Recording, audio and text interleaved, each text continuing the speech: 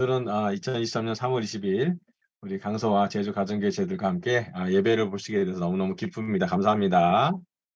오늘은 또 특별히 환영할 사람이 있는데요. 우리 결혼부의 박민주 자매가 부산에 갔어요. 부산에서 근무 중인데 부산에서 줌으로 저희와 함께하고 있습니다. 환영합니다, 민주 씨. 야,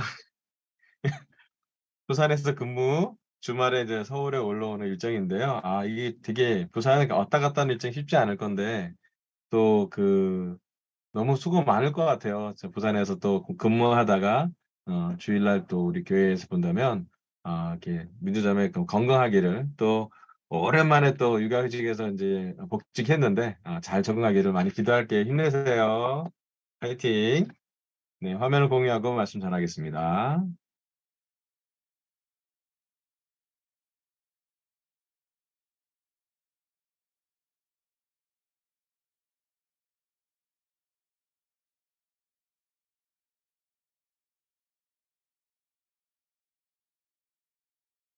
이게 말씀이 보여져 있는데 4주차인데 글씨가 안 보이네요. 왜 안 보이는지 모르겠지만. 오늘 주제는요, 인지자들이 회개하고 백성들은 뒤따른다라는 주제의 말씀을 전할게요. 지난 주 1일 설교는요, 3주차 두 번째로 버가모 교회 회개에 대해서 말씀 전했습니다. 발람과 니골라당의 가르침을 따르지 못하게 하라라고 말씀을 전했고요. 유대인들에 있는 올무나 또 우상 제문이나 음란하지 못하도록 버가모 교회 회개에 대해서 말씀을 전했습니다. 오늘은 이제 4주차, 오늘은 또 22일이잖아요. 오늘 3월 22일. 그래서 22일 차 말씀으로 오늘 좀 준비를 해봤습니다. 큐티 자료 4주차에 이렇게 써 있어요. 인도자들이 회개하고 백성들이 뒤따른다. 공동체 회개가 하나님의 계획의 일부라면 집단은 어떻게 회개하는가? 일반적으로 하나님께서는 백성에게 회개의 메시지를 선포하는 예언자를 보내셨다. 많은 경우 백성의 인도자들이 먼저 회개했고 백성들은 뒤따랐다. 스스로를 인도자라고 여기지 않을 수 있지만 우리 한 명 한 명은 누군가에게 영향을 끼친다라고 그 큐티 자료에 나와 있어요. 그래서 물론 건강한 그룹이라면, 건강한 팀이라면, 건강한 공동체라면 인도자들이 먼저 회개하는 게 맞죠. 그리고 회개한 인도자를 보고, 회개한 예언자들을 보고 그 백성이 그 말씀을 따르는 것이 하나님의 섭리라고 볼 수가 있습니다. 그렇다면 이제 우리가 누가 인도자냐라고 하면, 일단 저는 제가 목사니까 인도자라고 말할 수 있는데, 우리 강서교회 제자들, 또 제주 가정교회 제자들, 나는 인도자가 아닐 수도 있는데라는 생각을 할 수도 있는데요. 사실은 뭐 한 가정에 아빠 엄마면 또 남편 아내면 모두 다 인도자라고 볼 수 있는 그런 것이 그 가정에 있는 것 같습니다. 또 우리 회사에서도 우리가 관리하는 사람이 있다면 우리 또한 회사의 인도자라고 볼 수도 있겠죠. 우리 모두는 이렇게 크거나 작거나 어떤 것을 인도하는 역할을 할 것 같아요. 그래서 저도 물론 제일 먼저 회개해야 되고 또 제가 회개한 건 나누겠지만, 우리가 단지 백성들뿐만 아니라 우리의 또 인도자의 역할이 있다라는 것을 기억하면 참 좋겠어요. 그래서 말씀 전하기 앞서서 지난주에 재정보고 한 것에 대해서 너무 감사합니다. 강은혜 형제한테 너무 감사의 마음 꼭 전하고 싶어요. 그리고 재정 보고 때 반응해 주셨고 또 용기 내서 질문해 주시고 또 질문한 것을 잘 들어주셔서 너무너무 감사합니다. 이렇게 예전보다는 더 많은 관심이 있고 또 여러분 한 사람 한 사람이 또 재정에 대해서 더 많이 참여하고 또 기도하는 걸 느껴서 저는 개인적으로 너무 특별하다는 생각이 들었습니다. 자, 오늘 인도자들이 회개하고 백성들이 된다 첫 번째 말씀 나눌게요.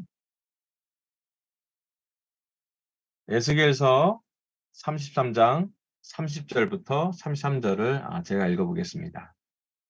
너 사람아, 내 민족의 자손 모두가 단밑이나 집 문간에서 내 이야기를 하며 자기들끼리 서로 말하기를 어서 가서 주님께서 그에게 무슨 말씀을 하셨는지 드러나 보자 하면서 마치 호기심 많은 사람들이 무슨 구경거리를 보러 오듯이 너에게 올 것이다. 그러나 그들은 내가 하는 말을 듣기만 할 뿐 그 말에 복종하지는 않을 것이다. 그들이 입으로는 달갑게 여기면서도 마음으로는 자기들의 욕심을 따르기 때문이다. 32절. 그들은 너를 악기를 잘 다루고 듣기 좋은 목소리로 사랑의 노래나 부르는 가수쯤으로 생각한다. 그래서 그들은 내가 하는 말을 듣기만 할 뿐 그 말에 복종하지는 않는다. 33절. 그러나 내가 너에게 시켜서 한 그 말은 반드시 이루어진다. 그 말씀이 이루어지면 그때야 비로소 그들 가운데 예언자가 있었다는 것을 그들이 알게 될 것이다. 아멘. 여기 에스겔서 33장 30절부터 33절 말씀은 예언자의 말씀을 하나님이 전달하는 것으로 하나님의 말씀을 또 예언자들이 전달하는 것으로 기록하고 있습니다. 근데 33절의 말씀 보면 예언자 말씀은 백성들이 듣기만 할 뿐 복종하지는 않을 거라고 하나님이 얘기합니다. 하나님이 이제 에스겔한테 말씀을 전하라고 했는데 그 전하는 에스겔이 전한다 할지라도 백성들의 반응이 그럴 거라고 하나님이 기록한 것 같습니다. 오늘 말씀 첫 번째 포인트는요. 예언자 에스겔의 메시지에 백성들은 궁극적으로 어떻게 반응했나입니다. 여기 나온 말씀처럼 이스라엘 백성한테는 말씀을 듣기는 하는데 말씀을 듣는 것과 말씀을 복종하는 것, 말씀을 따르는 것에 차이가 있었습니다. 에스겔서 말씀이니까 잠깐 에스겔에 대해서 설명을 좀 하도록 할게요. 이 에스겔의 이름의 뜻은 여호와께서 강하게 하신다, 하나님께서 강하게 하신다라는 뜻이에요. 에스겔은 제사장 사독 가문에서 태어났고 부친은 부시 제사장이라고 아버님도 제사장이었어요. 대략 기원적 622년쯤에 요시야 왕이 성전을 청소하다가 두루마리를 발견하고 종교 개혁을 단행하던 시기였습니다. 에스겔은 바벨론 2차 포로 때에 끌려간 유대인 중에 한 사람, 나이는 25살 정도로 추정하고요. 에스겔은 포로 후 5년에 바벨론 포로 생활하던 그발 강가에서 선지자로 부름을 받습니다. 포로 생활 이후에요. 그리고 약 한 22년간 사역을 한 선지자예요. 그가 하나님께 받은 선지자로서의 사명은 예루살렘 성전을 향한 메시지를 전하는 대원자였습니다. 또 에스겔서는 유다 왕국 말기로부터 바빌론 포로기 전반에 걸쳐 활동한 선지자 에스겔의 예언을 모은 책입니다. 유대인이 우상 숭배로 하나님의 심판을 받아 유다 왕국이 멸망하고 수도 예루살렘이 파괴될 것이라고 예언하였습니다. 그의 예언대로 예루살렘이 함락되자 그 후로는 시리에 빠진 동포들을 위로하고 격려하기 위해 이스라엘의 회복과 예루살렘 성전 예배의 부흥을 예언하였습니다. 모두 48장으로 되어 있는데 그 내용은 먼저 에스겔이 심판고지의 예언자가 된 것을 적고 북의 이스라엘 왕국, 남유다 왕국, 특히 예루살렘의 배신의 역사를 말하며 하나님의 심판이 불가피하다고 하였습니다. 그래서 에스겔서를 처음부터 끝까지 다 읽어보면 에스겔이 누군지 밝혀주고 그 다음에는 에스겔이 전하는 메시지는 하나님이 심판하신다는 메시지였고요. 또 에스겔서 한 40장, 33절부터 그 48장까지는 예루살렘을 회복할 거라는 그 메시지를 전달합니다. 자, 에스겔이 메시지를 전달했을 때 에스겔 33장 37절 이런 말씀이 나와요.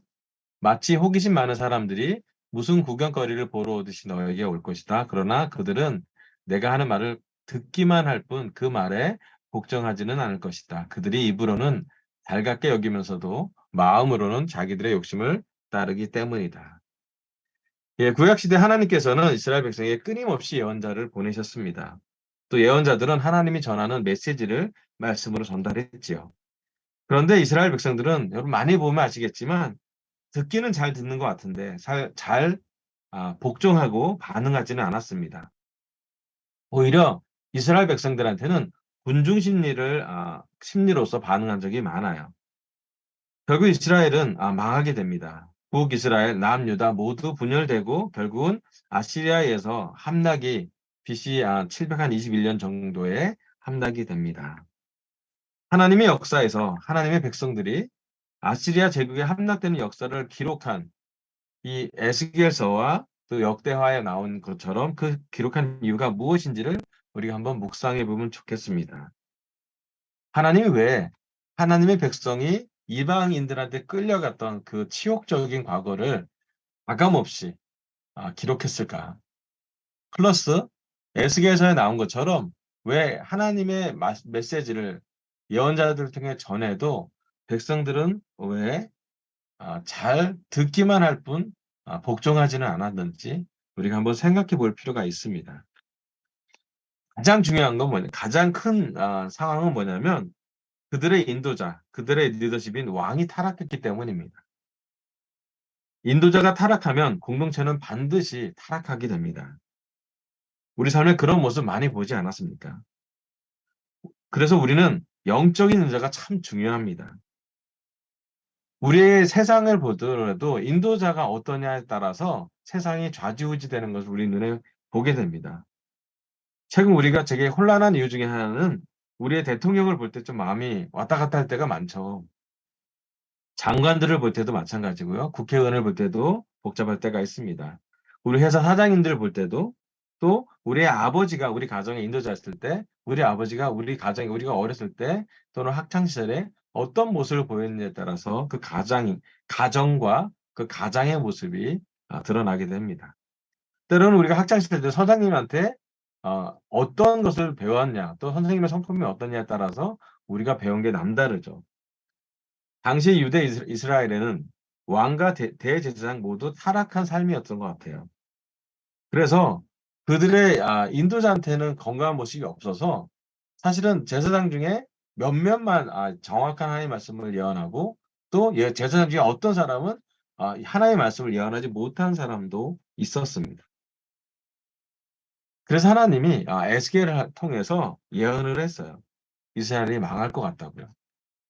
그리고 그 망하는 것이 진행되었다고 보여집니다. 참 개인적으로 에스겔의 예언자적인 그런 상황의 삶을 돌아보면 쉽지 않았을 것 같아요. 하나님을 따르는 백성, 하나님이 모세를 통해서 출애굽을 했던 그 기억을 기억하고 있는 백성들에게 지금 현재 현실은 바빌론한테 끌려가는 현실, 또 거기서 정말 하나님의 백성들이 되게 처참한 삶을 사는 모습을 보는 것은 예언자 누구에게도 되게 슬픈 일이었을 거라고 생각이 듭니다.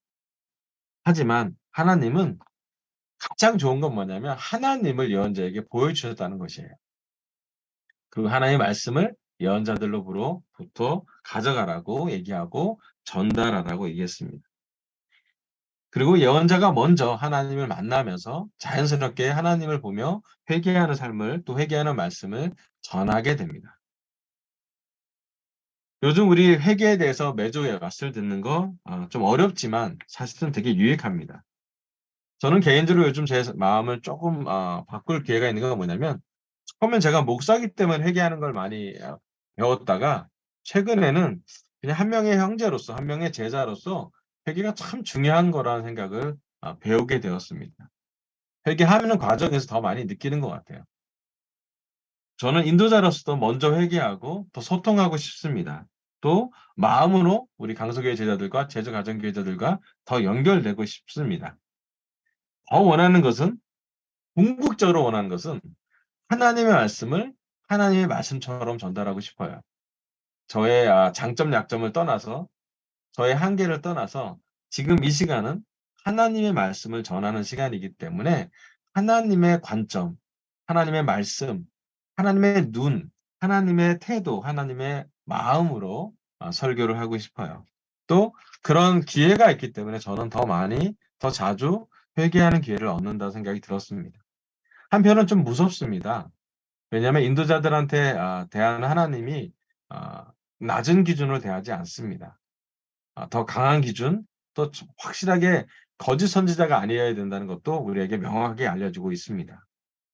그래서 말씀에 있는 그대로 반응하고 싶고 또 말씀에 타협하고 싶지도 않고 말씀을 지지받고 말씀에 의해서 말씀을 나누고 싶습니다. 오늘 하나님이 우리 강서교회와 제주 가정교회에게 거룩한 성의 말씀을 몇 주 동안 지금 전달하고 있어요. 우리 중에 큐티를 하는 사람도 있고 큐티를 못 따라오는 사람도 있긴 하겠지만 천천히라도 좀 따라오기를 바랍니다. 이제 우리가 한 반 정도 왔고요. 나머지 반은 이제 4월 9일까지 계속 진행할 예정입니다. 저뿐만 아니라 우리 한국의 모든 제자들이 이 큐티를 좀 더 진행하고 있을 것이고요. 또 심지어 부산에 있는 제자들도 이 큐티를 하고 있다고 저는 들었습니다.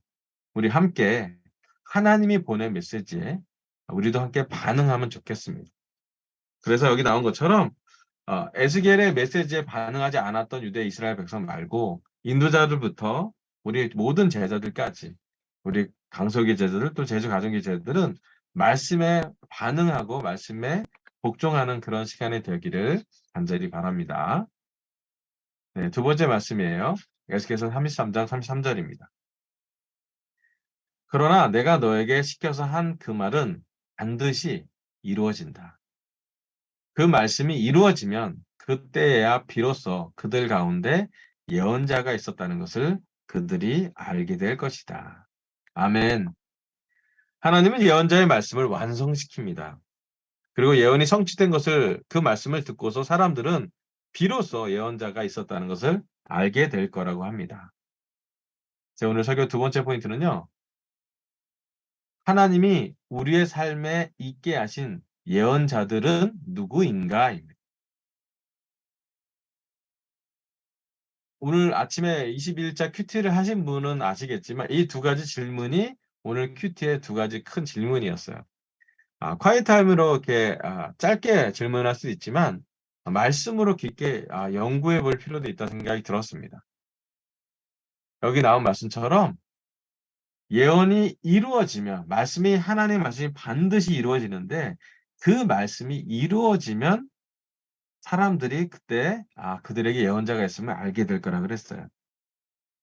오늘 우리가 강서 또 제주 가정교회 제자들로서 여기 함께 예배 드릴 수 있는 이유는 우리 삶에 하나님께서 말씀과 삶의 모범이 되는 예언자들, 메신저들을 보내주었기 때문입니다.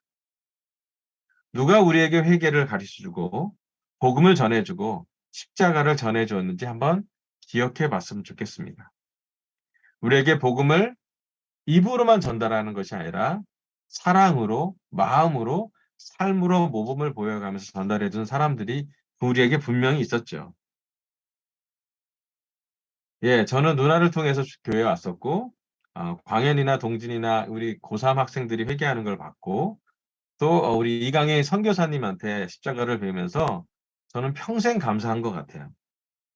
여전히 그들은 저에게 회개의 본이 되는 제자들입니다. 제자 삶을 그들의 말과 행동, 그들의 회개를 통해 저는 여전히 배우고 있습니다. 뿐만 아니라 우리에게도 올바르지 못한, 회개하지 못한 인도자가 있었던 것도 사실입니다.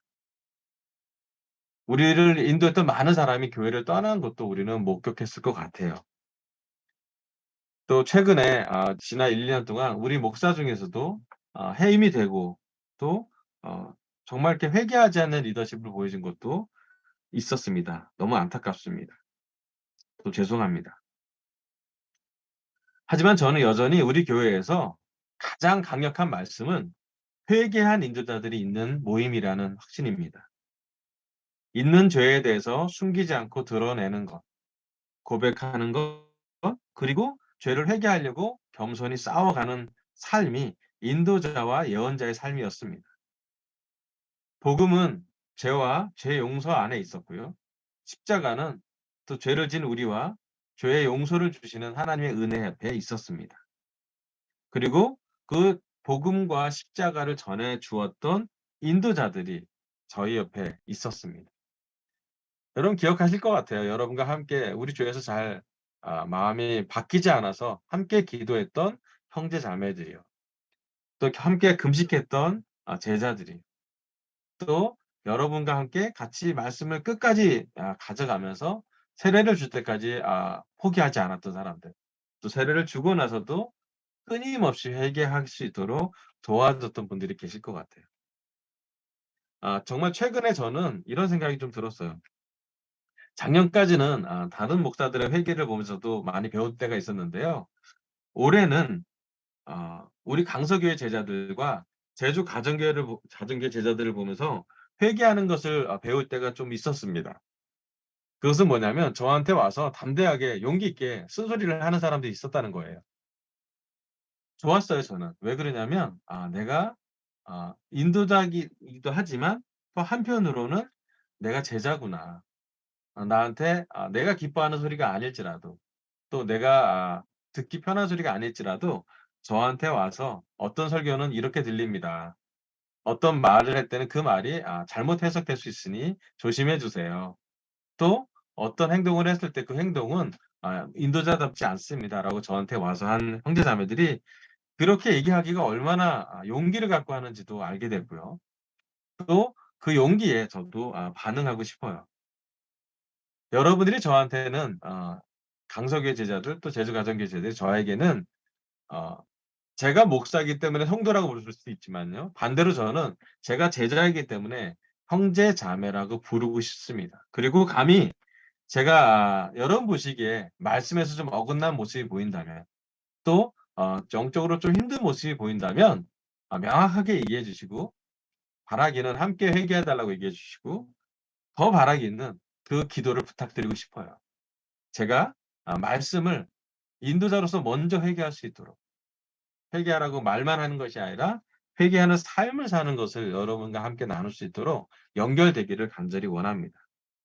그리고 오늘 우리 강서교회 제자들에게 또 제주 가정교회들에게 함께 우리가 회개하는 삶을 보여주면 좋겠다는 생각이 들어요. 다음 주에 우리 또 틴 부모와 또 틴 예배가 있을 텐데 틴들한테 가장 중요한 모습은 뭐냐면 회개하고 사는 부모를 보는 거예요. 완벽한 부모가 아니라 또 죄가 있는데 없는 척하고 이렇게 숨기는 그런 부모가 아니라 잘못한 것은 잘못한다고 얘기하고 잘못한 것에서 회개하는 것을 삶으로 보여주는 것이 우리 틴들에게 가장 좋은 부모인 것 같아요.